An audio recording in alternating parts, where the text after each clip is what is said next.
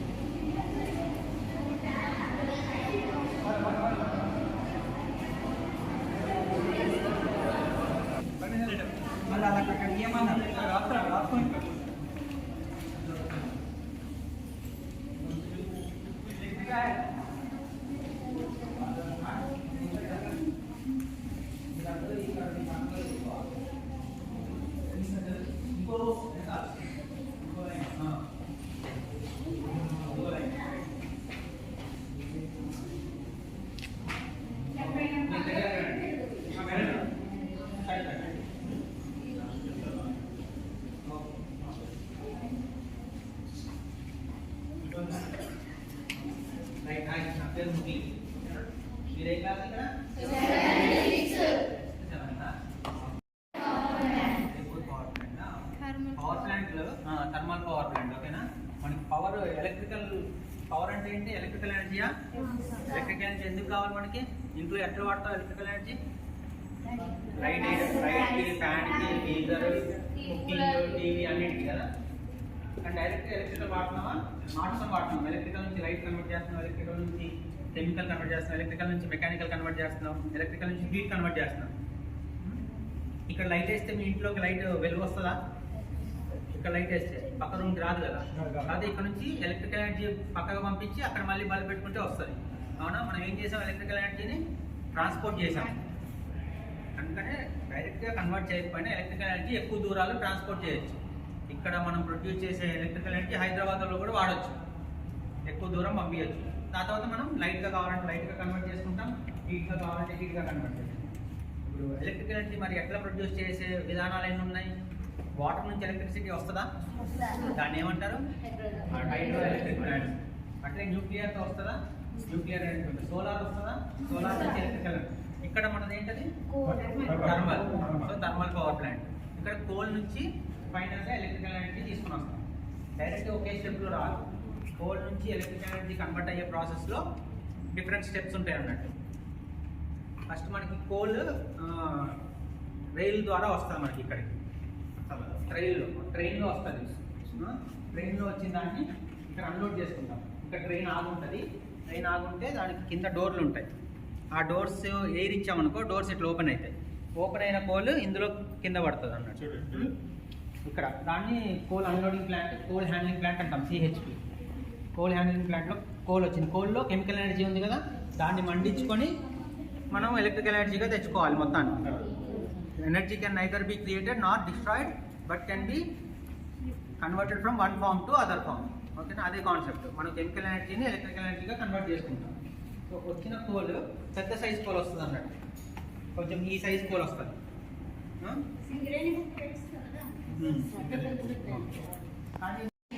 Magnet పెడితే ఈజీగా separate. అట్లా ఈ బెల్ట్ మీద కోల్ వెళ్తూ ఉంటే పైన నుంచి ఒక మ్యాగ్నెట్ ఉంటుంది. అది మెటల్ పీసెస్ అన్నింటినీ అట్రాక్ట్ చేసేస్తుంది. సో ఇంప్యూరిటీస్ తీసేసాం. ఇంప్యూరిటీస్ని ఇప్పుడు మన టాస్క్ ఏంటిది? ఓన్లీ పౌడర్లా చేయాలి. సో ఒకేసారి డైరెక్ట్గా పౌడర్ చేస్తాము. ముందు చిన్న ముక్కలు చేసుకుంటాం కదా, దాన్ని క్రషింగ్ ఆఫ్ కోల్ అంటాం. దానికోసం వచ్చిన కోల్ ఇక్కడ క్రషర్ హౌస్ అని ఉంటుంది, చాలా పెద్ద టవర్. మనం ఫీల్డ్లో తిరిగేటప్పుడు కూడా కోల్ హ్యాండ్లింగ్ ప్లాంట్ అన్నిటికన్నా హైట్ ఏదైతే కనిపిస్తుందో అదే క్రషర్ హౌస్. ఆ క్రషర్ హౌస్లో ఈ సైజు ఉన్న కోల్ 20 mm సైజ్కి వస్తుంది అన్నట్టు. ఓకే, అది వచ్చినాక మళ్ళీ అట్లా సిరీస్ ఆఫ్ కన్వేయర్ బెల్ట్స్ ఉంటాయి. కన్వేయర్ బెల్ట్ మీద కోల్ వెళ్తూ ఉంటుంది. ఆ కోల్ని బాయిలర్ దగ్గర కూడా ఇంకొక బంకర్ అని ఉంటుంది. బంకర్ అంటే ఒక స్టోరేజ్ బిన్. ఒక స్టోరేజ్ బిన్ని బంకర్ అంటాం, కోల్ బంకర్. ఆ కోల్ బంకర్లో 20 mm సైజ్ అయింది కదా ఇప్పుడు కోల్, దాన్ని స్టోర్ చేసుకుంటాం. నెక్స్ట్ స్టెప్ ఏంటిది? 20 mm నుంచి పౌడర్ చేయాలి. పౌడర్ అంటే మనం రాసుకునే పౌడర్ అంత ఫైన్గా చేయాలి. ఓకే, ఆ పౌడర్ చేయడానికి కోల్ మిల్స్ అని ఉంటాయి, గ్రైండింగ్ రోల్స్. మన ఇంట్లో గ్రైండర్ ఎట్లా ఉంటుంది? 3 రాళ్ళు ఉంటాయి.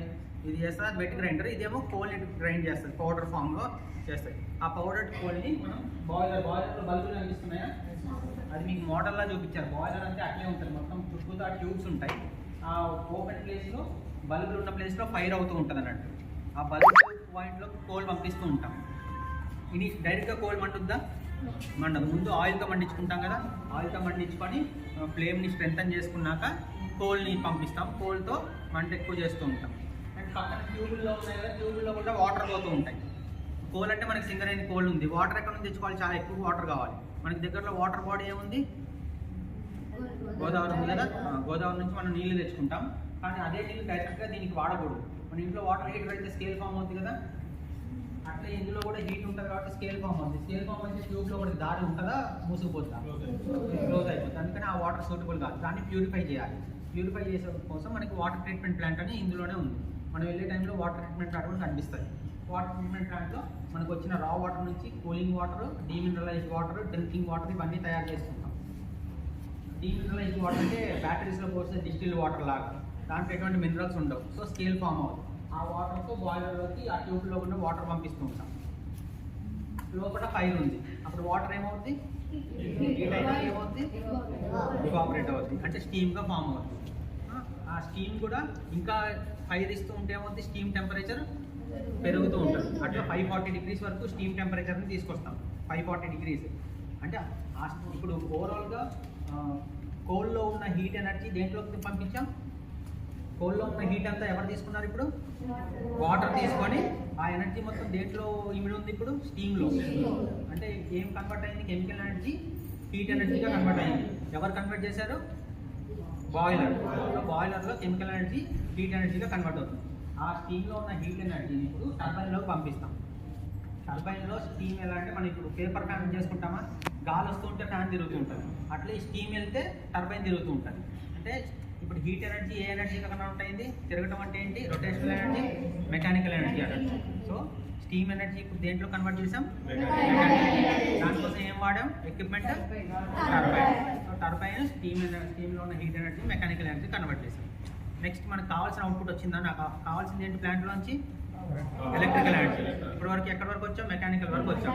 ఇప్పుడు మళ్ళీ మెకానికల్ ఎనర్జీని ఎలక్ట్రికల్ ఎనర్జీగా కన్వర్ట్ చేయాలి. దానికోసం మనకున్న equipment generator converts mechanical energy to electrical energy. అందుకని టర్బైన్కి అటాచ్ చేస్తే టర్బైన్ తిరుగుతుంటే అది జనరేటర్ కూడా తిప్పాలి. దాన్ని కపుల్ చేసేస్తాం అన్నట్టు. టర్బైన్ షాఫ్ట్ తిరుగుతూ ఉంటుంది. జనరేటర్కి కపుల్ చేస్తే ఇప్పుడు జనరేటర్ షాఫ్ట్ కూడా తిరుగుతుంది కదా. సో మెకానికల్ ఇన్పుట్ ఇచ్చినట్టేనా? అవుట్పుట్ ఏం రావాలి? Electrical energy. సో ఎన్ని కన్వర్షన్ చేసాం? ఫస్ట్ కోల్లో కెమికల్ ఎనర్జీ నుంచి ఏం చేసాం? కెమికల్ నుంచి హీట్ చేసాం. ఎవరు చేశారు? బాయిలర్. హీట్ ఎనర్జీ నుంచి మెకానికల్ ఎనర్జీ ఎవరు చేశారు? టర్బైన్లో మెకానికల్ అయిపోయింది. తర్వాత జనరేటర్లో మెకానికల్ టు ఎలక్ట్రికల్ చేసాం. ఇవి మెయిన్ బాయిలర్, టర్బైన్, జనరేటర్. ఇది వర్కింగ్ ప్రాసెస్. మరి బాయిలర్ కావాల్సిన కోల్ ఇవ్వడానికి కోల్ హ్యాండ్లింగ్ ప్లాంట్, వాటర్ ఇవ్వడానికి వాటర్ ట్రీట్మెంట్ ప్లాంట్. కోల్ మండినాకు వచ్చేది ఏంటి? స్టీమ్. మండినాకు మిగిలిపోయేది ఏంటి? యాష్. ఆ యాష్ కూడా బయటికి పంపించాలి కదా ఎప్పటికప్పుడు. దానికోసం యాష్ హ్యాండ్లింగ్ ప్లాంట్ అని ఉంటుంది. వచ్చిన యాష్ని కోలే చాలా ఫైన్ పౌడర్ అన్నాం. యాష్ అది గాల్లో ఎగురుతుందా, కింద పడుతుందా? గాల్లో ఎగిరిపోతుంది. ఎక్కువ పర్సెంట్ గాల్లో ఎగిరిపోతుంది, కానీ కొంత కింద కూడా పడుతుంది. ఎందుకంటే యాష్ పార్టికల్ ముద్దల్లా అవుతాయి. చాక్లెట్ టెంపరేచర్ పెరిగితే ఏమవుతుంది? ముద్ద అవుతుందా? అట్లా యాష్ కూడా ఒక టెంపరేచర్ 1300 degrees దగ్గర అది ముద్దలు అవుతూ ఉంటాయి. ఒక యాష్ పార్టికల్ అలా ముద్ద మొత్తం కింద బాటమ్ యాష్ అని రాసింది కదా, అక్కడ పడుతుంది. ఇంకోటి గాల్లో ఎగురుకుంటూ వెళ్ళేదాన్ని ఫ్లై యాష్ అంటాం. దాన్ని ఎలక్ట్రోస్టాటిక్ ప్రెసిపిటేటర్ అని ఒక డివైస్తో కలెక్ట్ చేసుకొని మళ్ళీ స్టోరేజ్ సైలోస్ ఉంటాయి. ఎట్లయితే కోల్ స్టోరేజ్ సైలోస్ ఉన్నాయో అక్కడ యాష్ వైట్ కలర్ పిన్స్ ఉన్నాయి కదా, ఫ్లై యాష్ సైలోస్ అని ఉంటాయి. అందులో స్టోర్ చేసుకున్నాక మనం యాష్ ఎక్కడ వాడతాం? సిమెంట్ ప్లాంట్లో వాడచ్చు. యాష్ బ్రిక్స్ తయారు చేస్తాం కదా, వాళ్ళకి పంపిస్తాం అన్నట్టు. ఈ బాటమ్ యాష్ని వాటర్తో కలిపి ఒక మళ్ళీ స్టోరేజ్ సైలోకి తెస్తాం. అక్కడ వాటర్ అంతా సపరేట్ చేసేస్తాం. వచ్చిన డ్రై యాష్ని కోల్ మైన్స్ ఉన్నాయి ఇక్కడ దగ్గరలో, వాటిలో కోల్ తీసేసినాక మిగిలిపోయిన స్పేస్ని ఈ బాటమ్ యాష్తో ఫిల్ చేస్తాం. ఇంకోటి రోడ్ వేస్లో కనిపిస్తుందా మీకు యాష్ వేసినట్టు? అలా ఇసుక పదులుగా, కొంచెం ఇసుక తక్కువ కదా, దొరకట్లేదు. అవునా? ఇసుక దొరకాలంటే రివర్స్ని అవన్నీ చేయాలి. ఇది శాండ్కి ఆల్టర్నేటివ్గా వాడుకోవచ్చు. సో మనం ఇప్పుడు ఏం చేసాం? వాటర్ తెచ్చుకున్నాం, ప్యూరిఫై చేసుకున్నాం, కోల్ తెచ్చుకున్నాం, పౌడర్ తెచ్చుకున్నాం. కోల్ మిగిలిన యాష్ని బయటికి బయటికి యూజ్ చేయడానికి పంపించినాం. అట్మాస్ఫియర్లోకి పంపించలే, దాన్ని వాడాము. పొల్యూట్ చేసామా? వాడామా? వాడాం, పొల్యూషన్ తగ్గించాం. ఓకే, అండ్ వచ్చిన పవర్ని మనం ఇట్లా స్టెప్ అప్ చేసుకొని అంటే వోల్టేజ్ పెంచుకుంటా ఉన్నాడు. మీ ఇంట్లోకి వచ్చే 230 volts, కానీ ఇండస్ట్రీకి 11 kV కావాలి, ఇంకో దానికి 200 kV కావాలి. ఎక్కువ దూరం పోవాలంటే ఎక్కువ వోల్టేజ్ పెంచాలన్నట్టు. పెంచితే ఎక్కువ దూరం ట్రాన్స్పోర్ట్ చేయొచ్చు, లాసెస్ తగ్గించుకొని అక్కడ మళ్ళీ స్టెప్ డౌన్ చేసుకుంటాం. దానికోసం ట్రాన్స్ఫార్మర్స్ అండ్ ఇదంతా స్విచ్ యార్డ్ అంటాం. ట్రాన్స్ఫార్మర్స్ స్టెప్ అప్ చేసుకొని ఈ టవర్స్ గుండా మనం బయట గ్రిడ్కి కనెక్ట్ చేస్తాం. ఓకేనా, అర్థమైంది ఏమన్నా?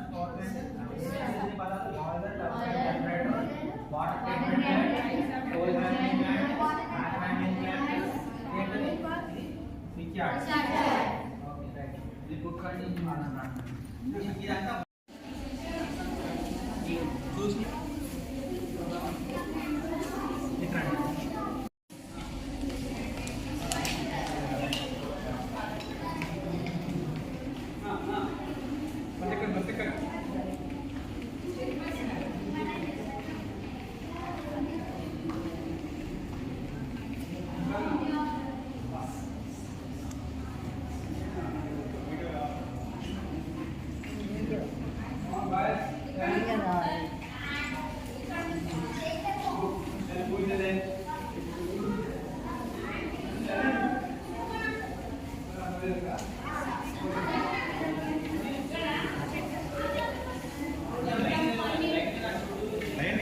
చూడండి చూడండి.